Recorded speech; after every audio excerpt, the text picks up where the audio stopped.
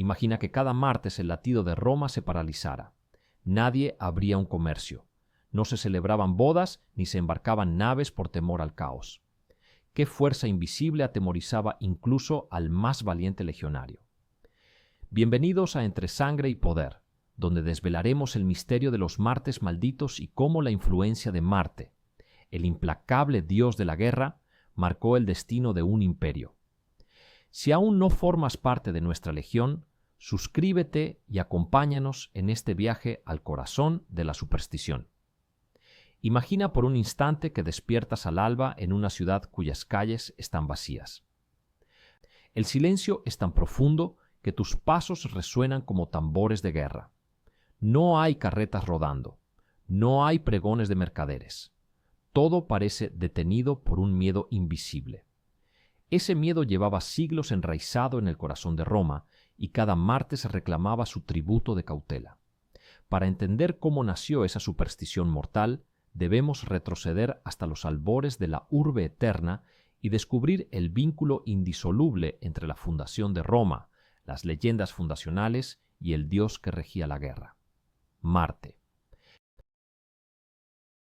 La leyenda cuenta que, en el año 753 a.C., dos hermanos gemelos, Rómulo y Remo, fueron abandonados en las riberas del río. Crecieron amamantados por una loba y finalmente erigieron una ciudad en el Monte Palatino. Sin embargo, la sangre derramada entre ellos al decidir quién mandaría marcó el primer matiz violento en la historia de Roma. Desde entonces, la guerra y el derramamiento de sangre quedaron ligados al destino de la ciudad, y el dios responsable de esos designios era Marte. Pero, ¿cómo pasó de ser una deidad agrícola en la antigua religión latina a convertirse en el ente supremo temido cada martes? Primero, había que aplacar su furia. En los rituales primitivos, los campesinos ofrecían parte de la cosecha para ganar su favor y asegurar el crecimiento de los campos. Sin embargo, a medida que Roma fue creciendo y conquistando, el papel de Marte se transformó. Dejó de ser un guardián de la semilla para encarnar el ímpetu guerrero. Surgió así una dualidad. Marte otorgaba la victoria, pero también podía desatar la derrota más absoluta. Este cambio de paradigma sembró las bases de una reverencia cargada de miedo. Los pontífices y augures, intérpretes de los designios divinos, comenzaron a registrar señales: cometas, relámpagos fuera de estación, ruidos extraños en el foro. Cada señal era analizada, y si aparecía en un martes, la conjetura era clara. La guerra no era para los mortales. Las crónicas más antiguas mencionan un prodigio en el año 583 a.C., cuando un temblor sacudió el Capitolio un martes por la mañana. Se consideró una advertencia de Marte, y desde entonces aquel día quedó marcado en rojo en el calendario religioso. Con el tiempo, se formalizó un calendario sagrado que asignaba a cada día de la semana una deidad regente. El martes, Dis Martis, primero acogió el aura bélica de Marte, pero el temor se intensificó cuando los sacerdotes alarmaban a la plebe. Cualquier actividad arriesgada, una boda, un viaje por mar, incluso la firma de un contrato importante, podía ser maldecida. El rumor corría de boca en boca por el Circo Máximo y las tabernas del Aventino. Visualiza a un comerciante que cada lunes guardaba provisiones extra para el martes, por si acaso debía quedarse en casa. A una familia patricia que retrasaba un banquete fastuoso por prudencia. Incluso el Senado romano evitaba convocar sesiones de debate cruciales ese día. El miedo se volvió tan arraigado que transformó costumbres y paralizó decisiones de gran calado político y social. Pero no todo nació del terror espontáneo. Algunos historiadores sugieren que las élites romanas, ansiosas por controlar a la población, promovieron la superstición como una forma de disciplina social. Podría ser que este pánico estuviera orquestado para evitar revueltas y sediciones en días clave. El historiador Tito Livio narra que durante la Segunda Guerra Púnica se aconsejó no celebrar asambleas populares los martes para que las legiones no perdieran la concentración ante la inminente batalla de Canas. Si era así, la superstición se convirtió en instrumento de poder. Aún así, la gente sencilla no necesitaba teorías conspirativas para sentir el hormigueo de la inquietud. Bastaba un rumor, un crujido en la columna del templo de Júpiter o la sombra de un ave negra cruzando el foro. Una sola chispa podía encender la hoguera de la ansiedad colectiva. Y cuando el miedo prendía, los ritos no bastaban. Se elevaba una atmósfera de silencio sepulcral, un pacto tácito por el que todos aceptaban permanecer en calma. Este primer capítulo ha desvelado las raíces del pánico, la fusión entre la leyenda fundacional de Roma, la transformación de la deidad agraria en dios de la guerra y la confluencia de intereses políticos y religiosos para consolidar un control social. Pero aún queda por descubrir el mecanismo con el que los romanos intentaban calmar a Marte y ahuyentar su ira, sus ritos, ceremonias y objetos de poder. ¿Qué secretos guardaban esos altares y por qué algunos talismanes eran más poderosos que un escudo legionario? La aurora se tiñe de un rojo profundo, y en lo alto del monte altar un grupo de vestales susurra letanías a un dios que nunca duerme. Tú observas en silencio cómo la bruma matinal se arrebuja alrededor de un altar colmado de ofrendas, espigas de trigo partidas, cacharros de cerámica llenos de vino y el insólito cráneo de un jabalí. Cada elemento parece vibrar con una tensión ancestral, como si evocara la presencia misma de Marte, el dios de la guerra. Pero, ¿por qué estos ritos, tan cargados de simbolismo, eran imprescindibles para aplacar su ira los días de Dis Martis? Primero debes comprender que en el panteón romano cada deidad tenía su ámbito de poder y su protocolo de culto. Para Marte este ritual era doble, heredero de un culto agrícola y transformado en custodio de la guerra. Por la mañana, los sacerdotes menores, llamados salii, desfilaban por las calles de Roma, ataviados con túnicas rojas y escudos adornados con antiguas runas. Al compás de tambores y flautas, portaban una serie de reliquias consagradas, cada una con su propia historia. Se decía que el asta original, la lanza con la que Rómulo había marcado el perímetro de la ciudad, latía con un fulgor misterioso cada martes antes del alba. Aunque aquel objeto se había perdido en las brumas del tiempo, su legendaria importancia alimentaba el fervor popular. A media mañana el rito continuaba en el templo de Martis. Allí los pontífices depositaban ante su estatua un cesto de cereales rojos, coloreados con ocre y sangre de carnero. No se trataba de un sacrificio cualquiera. El animal debía ser ataviado con una pequeña armadura, réplica en miniatura de las que llevaban los soldados. Tú puedes imaginar al carnero, con sus cuernos envueltos en cintas rojas, siendo conducido hacia el altar mientras el pueblo guardaba un silencio reverente. Un solo sonido rompía la calma: el corte certero del cuchillo ritual, seguido por el goteo cadencioso de la sangre sobre la piedra que se absorbía como tinta sobre un pergamino antiguo. Tras el sacrificio, los augures examinaban las entrañas del animal. Observaban la posición de sus entrañas reunidas alrededor de un corazón firme o quebradizo, buscando presagios de victoria o derrota. Un hígado sin grietas era buena señal, pero si aparecería una mancha oscura o un pedazo faltante, el aviso era claro: Marte no estaba complacido. En esos casos se prolongaba el rito con suplicios adicionales: la lectura de los vuelos de las aves rapaces, el examen de relámpagos fugaces o la interpretación de caídas de estrellas anticipatorias. Cada acto, cada gesto reforzaba la idea de que el favor divino estaba en juego. Pero el rito no terminaba en el templo. Por la tarde, los ciudadanos portaban amuletos y talismanes para preservar su día. Algunos llevaban colgantes de bronce grabados con la efigie de Marte y eslóganes tallados: Virtus in pugna, la virtud en la batalla. Otros preferían diminutos bulla, bolsas de cuero rellenas de hierbas sagradas, colgando de sus cuellos. Incluso se tejían pequeños muñecos de paja atados con hilos rojos, que se clavaban en los dinteles de puertas y ventanas para repeler la mala fortuna. Este tipo de protección popular se mezclaba con la religión oficial y daba lugar a un sincretismo que permeaba todos los niveles sociales. Imagina a un legionario preparando su mochila para una campaña. En lugar de meros estandartes, llevaba consigo un fragmento de hierro sacado de la nava de un oxiso en batalla, pulido y bendecido. Se contaba que el trozo de metal capturaba la fortaleza del enemigo vencido, convirtiéndose en un talismán que atraía la victoria. Esta creencia, tan tangible como la piel curtida del soldado, se transmitía de cuartel en cuartel con la solemnidad de un rito de paso. En las casas patricias las estrategias eran aún más complejas. Los esclavos dedicados al culto familiar, conocidos como flamines, organizaban ceremonias privadas en los atrios.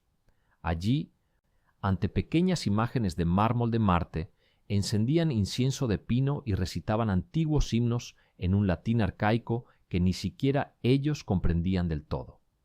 A cada estrofa añadían una ofrenda distinta: un trozo de pan, un racimo de uvas o una copa de agua pura extraída de un manantial sagrado.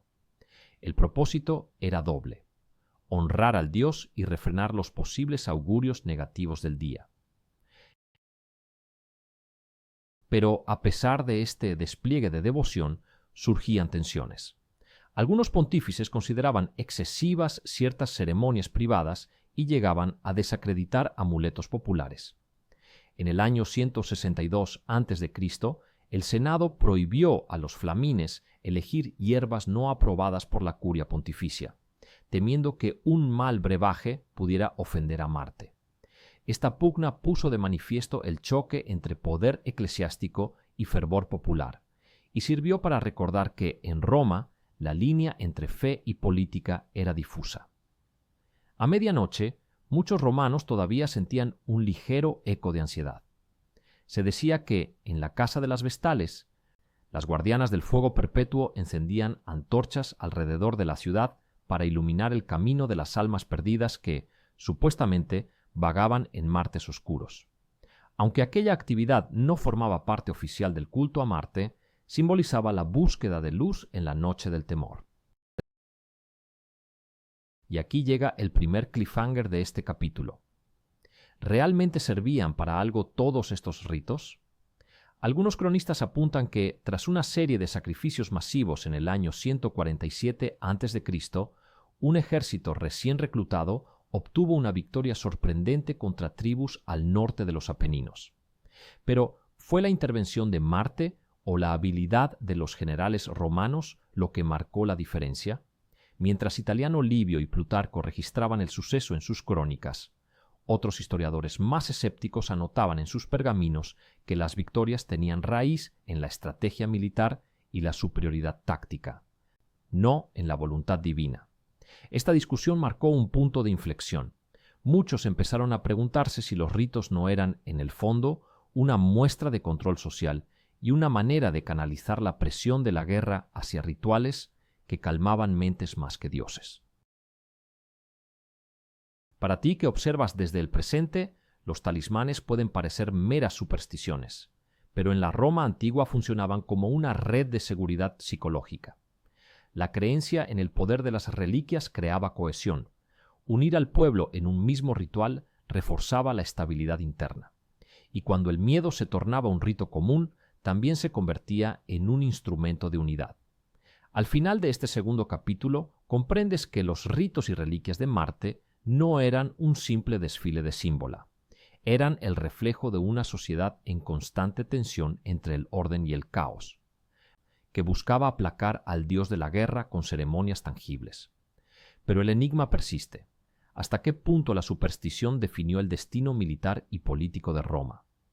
En el próximo capítulo exploraremos cómo este miedo moldeó la vida cotidiana de los romanos, desde el bullicio de los mercados hasta los pasillos del Senado.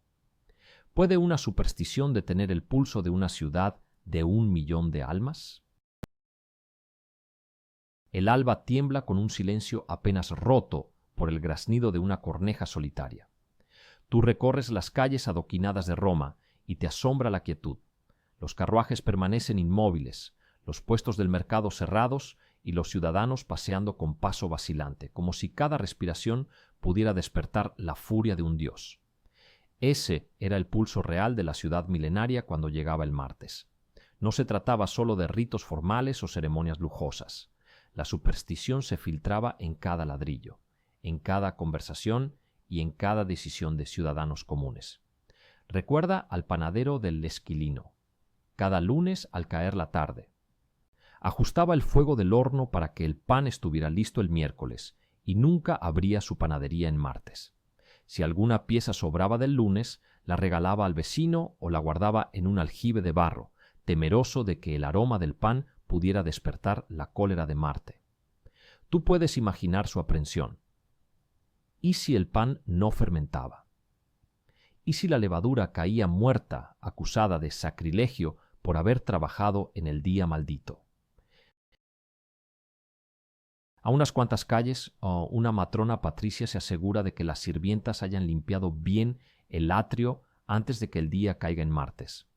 Nadie osa encender el brasero en el dormitorio principal, porque el fuego, como la sangre, era símbolo de vida y guerra.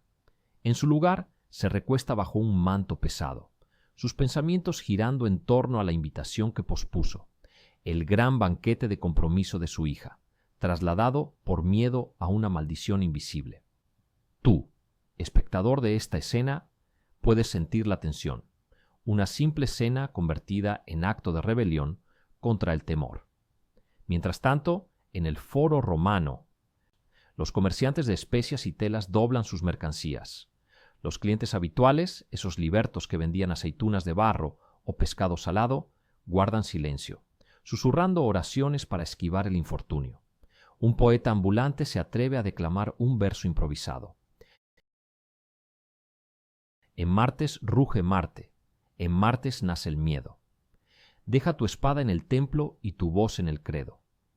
Tú notas la ligera sonrisa que cruza el rostro de algunos, como si el humor pudiera exorcizar al dios. Pero la sonrisa se apaga pronto, recordándoles que hasta el chiste necesita una tregua administrativa en martes. En las tabernas de baja alcurnia, el dueño del local coloca un letrero de arcilla. Hoy cerrado por Marte. No hay jarros de vino ni focos de aceite encendidos. En su rincón más oscuro, un esclavo apila leños secos, temeroso de que encender el fuego sea una blasfemia. El ambiente huele a menta y a vino añejo, pero también a ansiedad. De tanto retener la respiración, tú casi puedes palpar la presión en el aire. Al caer la tarde, el bullicio habitual del circo máximo, entrenamientos, ensayos de carrozas, se detiene. No se oyen los cascos de los caballos ni las risas de los corredores. El recinto, pensado para el espectáculo y la celebración, se convierte en una explanada espectral. Si alguien rompe las reglas y corre esa tarde, corre el riesgo de mancillar el favor de Marte y comprometer el triunfo de toda Roma. Imaginas el impacto en un espectador, una victoria carente de gloria, teñida de culpa.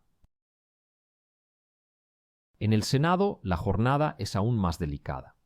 Tú puedes sentir el murmullo nervioso de los senadores al entrar al templo de Júpiter Óptimo Máximo para rendir honores previos a las deliberaciones. Cada discurso, cada voto, se aplaza si el augur detecta presagios adversos. Se evita tratar asuntos de guerra, construcciones de puertos o nombramientos de gobernadores. El Senado se convierte en un club de tertulia, donde los debates políticos se posponen al miércoles, cuando Marte ya habrá cedido su trono semanal. Y sin embargo, no todas las voces aceptaban el yugo del miedo. En el barrio del Caelius, un librero arriesga abrir su taberna de escritura y lectura. Tú cruzas su umbral y descubres estanterías repletas de papiros y tablillas enceradas. La luz de una lámpara de aceite se filtra sobre las hojas y revela títulos prohibidos, tratados de estrategia militar, cartas de generales y poemas épicos. Quien se atreve a adquirir un pergamino ese martes recibe un descuento especial para valientes. Reza un letrero pintado con tinta carmesí. Algunos aprovecharon este día sin comercio oficial para burlar la superstición y hacer negocio con la curiosidad. Las familias también lidiaban con dilemas domésticos. Una joven recién comprometida sufre dudas. su madre le prohíbe salir en martes para pedir consejo al adivino del barrio de Trastevere. Sin embargo, la joven, intrigada por su propio futuro, sale de noche, envuelta en un manto oscuro, y escucha el susurro revelador del oráculo, un anciano con túnica roída.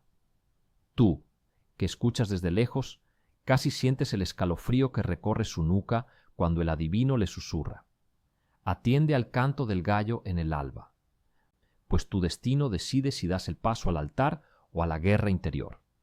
Pero el martes no era únicamente un freno, se convirtió en un catalizador de reflexiones íntimas. Si cada semana el día de Marte reclamaba silencio y espera, los romanos aprovechaban ese lapso para introspección. A solas con sus pensamientos, memoria y temores, reflexionaban sobre sus actos y sus anhelos. ¿Has sentido alguna vez que un día puede cambiar tu perspectiva? Para ellos, el martes era ese espejismo temporal que obligaba a pausar la rutina y cuestionar las certezas. En los márgenes de la ciudad, los campesinos, lejanos al adoquinado urbano, aplicaban sus propios ritos. Tú llegas a una aldea donde el arroyo murmura entre juncos. Un anciano recoge agua para bendecirla con incienso y rociarla en los campos. Creía que así calmaba la ira de Marte y aseguraba la marcha de los carros cargados de grano. Para ellos, el martes era también un día de siembra espiritual, un momento de reconciliación con la naturaleza. Al caer la noche, Roma recupera un poco de su aliento. Las antorchas se encienden con precaución y la música resurge, aunque con timidez. A pesar de todo, un leve susurro de esperanza asoma en los corazones. Solo un día más. Cuando despunte el miércoles, cada oficio, cada plan y cada ceremonia retomará su curso normal, como si la ciudad despertara de un sueño compartido. Y es que el martes, ese Dies Martis que tanto temían, no solo paralizaba la actividad de 1.000.000 de almas, sino que las unía en un pacto silencioso. Un pacto nacido del temor, sí, pero también de la solidaridad. Todos, sin distinción, cedían al menos un día al poder de una creencia. Y en ese acto de renuncia colectiva, Roma emergía más fuerte, preparada para enfrentar cualquier guerra o crisis, al menos hasta que el calendario marcara un nuevo martes. ¿Existió algún martes en el que la ciudad quebrara sus propias reglas y desafiara el destino? En el próximo capítulo descubriremos a los romanos más audaces, emperadores, poetas y legiones que se atrevieron a retar a Marte y qué precio pagaron por ello. Imagina al mismísimo emperador Julio César cruzando el Rubicón un martes, desafiando un augurio que clamaba prudencia. En ese instante, el pulso de Roma latía con una mezcla de expectación y temor. Si su osadía triunfaba, el día maldito se convertiría en señal de poder. Si fracasaba, toda la superstición encontraría justificación. Este capítulo explora a quienes se atrevieron a ignorar el mandato de Marte. Desafiaron la superstición y marcaron un antes y un después en la historia de Roma. La lista de valientes comienza con los generales de la República tardía. Marco Antonio, ansioso por impresionar a sus legiones tras las guerras civiles, llevó a cabo maniobras por sorpresa en un martes de otoño del año 44 a.C. Según Plutarco, la decisión nació de un consejo militar. Si dejamos que el día dicte nuestros pasos, nunca venceremos al destino. Las tropas, envueltas en capas grises y el estandarte al frente, avanzaron sin ritos ni sacrificios, confiando únicamente en su disciplina. La victoria fue arrolladora y el eco de los clarines disipó momentáneamente la sombra de Marte. Pero no todos tuvieron la misma suerte. El emperador Claudio, en el año 41 después de Cristo, intentó inaugurar el puerto de Ostia un martes. Ignoró las advertencias de los augures y pospuso el sacrificio de un toro blanco, acto central para obtener la benevolencia divina. Aquel día, un vendaval destrozó los mástiles de las naves y hundió varios barcos. Las crónicas oficiales hablaron de la ira de los dioses desatados. Y Claudio se vio obligado a repetir la ceremonia 2 semanas después para la inauguración definitiva. En el ámbito literario, el poeta Ovidio rompió las cadenas de la superstición al publicar sus últimas metamorfosis un martes de primavera. Consciente de la controversia, envió copias a sus mecenas con un comentario provocador. La belleza de la palabra trasciende el calendario. Algunos lectores aplaudieron su audacia, mientras que otros rechazaron el volumen, temiendo contaminación por las palabras malditas. Aún así, el gesto de Ovidio inspiró a escritores posteriores a desafiar las barreras impuestas por el miedo colectivo.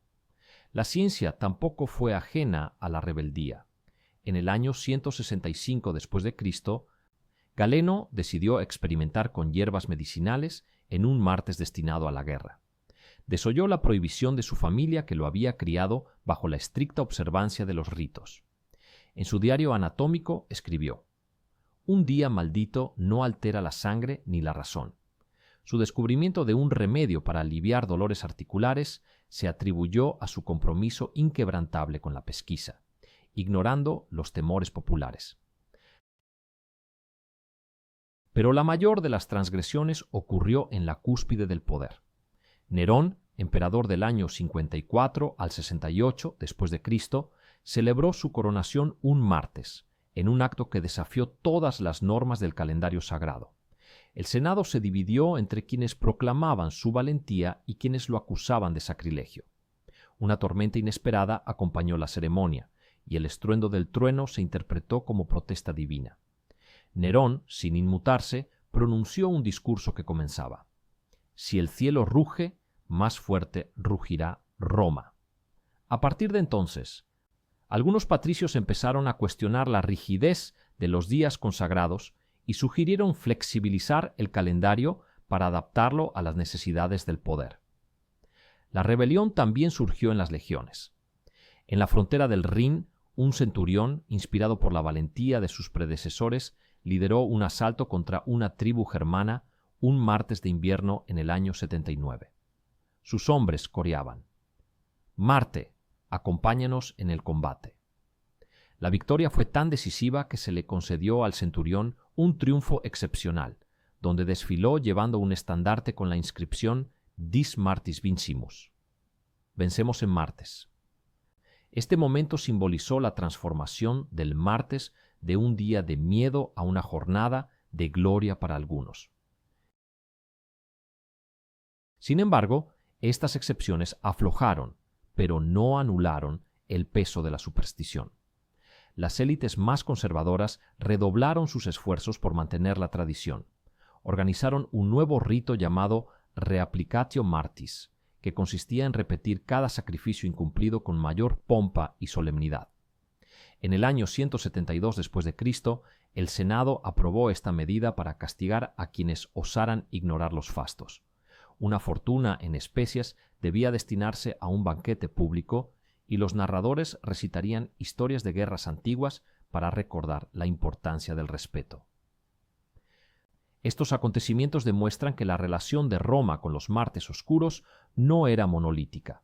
Existía un delicado equilibrio entre la devoción ciega y la audacia estratégica. Cada transgresión redefinía los límites de la fe y la libertad, y ponía a prueba la flexibilidad de las creencias colectivas. Al final, la superstición sobrevivió, pero cedió fragmentos de su poder al ingenio humano. Hasta aquí hemos visto a los más valientes y sus éxitos y fracasos. En el próximo capítulo viajaremos a través de mosaicos, grafitis y refranes para descubrir cómo la superstición de los martes malditos trascendió los templos y se incrustó en la cultura popular de un imperio. Imagina que caminas por los corredores de una domus adornada con mosaicos resplandecientes.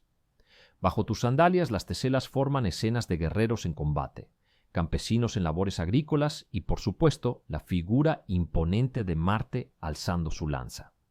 Estos mosaicos no solo embellecían las casas de los patricios, sino que transmitían mensajes, recordatorios visuales de la influencia divina que marcaba el pulso de la vida cotidiana. Pero, ¿cómo pasó la superstición del templo a las calles y los rincones más inesperados del imperio? Primero, la pintura mural. En Pompeya y Herculano, excavaciones modernas han revelado frescos donde Junto a escenas de banquetes y danzas dionisíacas, se intercalaban inscripciones en tinta roja. Dis Martis Infelix, o sencillamente Martis. Era una advertencia para los transeúntes. No te fíes de este día. Estas grafías rupestres fueron el primer grafiti ideado para la posteridad, un tag ancestral que advertía de un peligro sobrenatural inminente. En las tabernae, los posaderos colocaban tablillas de madera con refranes populares. Martes ni te cases ni te embarques, y en martes sangre sin tregua. Grabados con buril, estos dichos corrían de provincia en provincia, adaptándose a cada dialecto local. En la Galia se decía mardi malheur con un deje galo. En la Hispania, martis malum resonaba con la fuerza del latín vulgar. Estos refranes, fáciles de memorizar, se convirtieron en el Twitter de la antigüedad, mensajeros eficientes que, con pocas palabras, propagaban el miedo y la prudencia. La literatura también sirvió de vehículo para la superstición. Escritores cómicos como Plauto incluyeron en sus obras personajes que, al enterarse de que era martes, salían corriendo del escenario o se escondían tras cortinas. El efecto humorístico contrastaba con la tensión real, generando un efecto catártico en el público. Este recurso se mantuvo años después en la comedia romana tardía, lo que demuestra la duradera vigencia de la creencia. Más allá de las artes, la superstición encontró su lugar en las festividades. Durante las Lupercales, celebradas en febrero, se realizaban rituales de purificación donde, curiosamente, se evitaba caer en martes, para no mezclar la sangre purificadora con la sangre temida de Marte. Este roce con otras celebraciones religiosas revela un entramado complejo. Cada festividad debía coexistir sin contaminarse mutuamente y el calendario se convertía en un tablero de equilibrios. En las monedas se acuñaron emisiones especiales que aludían al día de Marte. En una serie conmemorativa tras la victoria en Iliria aparece Marte con casco y escudo, y la leyenda Dis Martis Victoris. Estas piezas circulaban entre la población, recordando que el dios había favorecido la campaña, aunque algunos comerciantes las rechazaban por temor a llevar mala suerte en el bolsillo. El folclore campesino creó leyendas sobre martes malditos que se contaban alrededor del fuego. Una historia hablaba de un joven pastor que ignoró la prohibición y acompañó a su rebaño al bosque el martes. Allí se encontró con un lobo de ojos llameantes, manifestación de Marte, y despertó colgado de un roble, su rebaño disperso. Otra leyenda narraba cómo un grupo de peregrinos, desoyendo la advertencia, naufragó en una travesía en martes y no llegó a destino. Estas narraciones se adornaban con detalles macabros y se reproducían en banquetes nocturnos para asustar a los niños. Incluso en la música había huellas de la superstición. Algunos aedos adaptaban cantos épicos para incluir estrofas que mencionaban la precaución en martes, acompañados por la lira y el tibia. El ritmo cambiaba al pronunciar la palabra martis, modulándose en una tonalidad menor que encogía el ánimo de los oyentes. Y por supuesto, el lenguaje cotidiano quedó impregnado de frases hechas. Decir «hoy es martes» bastaba para frenar una discusión acalorada o posponer una decisión. El martes funcionaba como un comodín de la duda, un check-in semanal con el miedo colectivo. Este uso se extendió incluso a las provincias orientales, donde los griegos adoptaron la expresión tistris para referirse al martes fatídico, incorporándola a su propio calendario.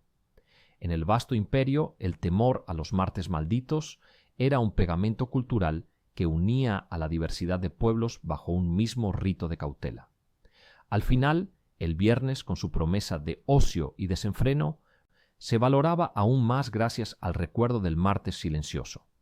Así, la superstición no solo marcó la historia, sino que tejió tejidos sociales y lingüísticos que perduraron incluso tras la caída de Roma.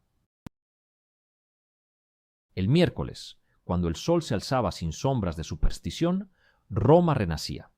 Pero, ¿qué lecciones podemos extraer de este pacto con la creencia? En el capítulo final reflexionaremos sobre el legado de los martes malditos y las lecciones para nuestra era moderna. Cuando el sol del miércoles asoma tras el horizonte, Roma exhala un suspiro colectivo y las campanas del despertar retumban en los tejados.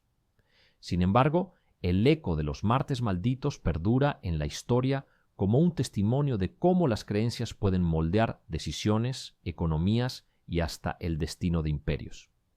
Hoy, al mirar nuestro propio calendario, ya es fácil descartar aquellas supersticiones como fantasías de un mundo ajeno. Sin embargo, aún llevamos rituales diarios que, en esencia, funcionan igual que los ritos a Marte. Nos guían, nos frenan o nos empujan con una fuerza invisible. En primer lugar, este temor semanal nos recuerda la importancia de los símbolos compartidos. Los romanos se unieron bajo la sombra del Dies Martis y encontraron consuelo en un pacto silencioso que les otorgaba seguridad psicológica. De la misma manera, nuestras costumbres contemporáneas, como tomarnos un café para empezar el día o revisar el móvil al acostarnos, crean una trama de certezas que apuntala nuestra estabilidad emocional. Reconocerlo nos ayuda a entender que no hay rituales insignificantes. En segundo lugar, la historia de los martes malditos advierte sobre el poder de la sugestión colectiva. Cuando una idea se convierte en norma social, su fuerza trasciende la razón individual. Hoy podemos verlo en fenómenos como las modas de inversión en bolsa o las corrientes de opinión en redes sociales. Al igual que los augures advertían señales en el vuelo de las aves, hoy buscamos pistas en gráficos financieros o en la viralidad de un hashtag. Aprender a distinguir entre señal y ruido es clave para no convertirse en víctima de nuestra propia credulidad. También el choque entre las élites conservadoras y los rebeldes que desafiaron el calendario sagrado nos enseña que la innovación suele surgir de la osadía. Figuras como Julio César, Ovidio o Galeno demostraron que romper con las reglas puede generar avances decisivos. Sin embargo, también pagaron un precio, desde vendavales simbólicos hasta la censura social. Hoy, cuando desafiamos paradigmas en ciencia, arte o tecnología, debemos ser conscientes de que cada paso audaz viene acompañado de riesgos y resistencias. Asimismo, la pervivencia de refranes, serigraffiti y mosaicos dedicados a Marte revela la importancia de la cultura popular en la transmisión de conocimiento. Los memes romanos, esos grafitis con Martis Infelix, cumplían la misma función que un tuit impactante o un meme viral: condensar una idea en un formato fácil de compartir. Dominar ese lenguaje es esencial para educar, alertar o inspirar en nuestra era digital. Pero sin duda, la lección más poderosa es que el miedo, canalizado en rituales, puede fortalecer la cohesión social. En lugar de negar la existencia de temores colectivos, podemos aprovecharlos para generar hábitos positivos, campañas de vacunación, simulacros de emergencias o compromisos de sostenibilidad. Al convertir la ansiedad en acción organizada, transformamos un potencial debilitante en una oportunidad de unión. Y ahora, antes de clausurar este viaje, una llamada a la acción para ti que has acompañado este relato por Entre Sangre y Poder. Suscríbete al canal si aún no lo has hecho. Comparte tus teorías sobre las supersticiones antiguas en los comentarios y activa la campanita para no perderte nuestra próxima inmersión en los misterios de la historia. ¿Qué ritual moderno determinará el destino de nuestra sociedad dentro de 2000 años? Reflexiona, comparte y prepárate para descubrirlo juntos en nuestro siguiente video.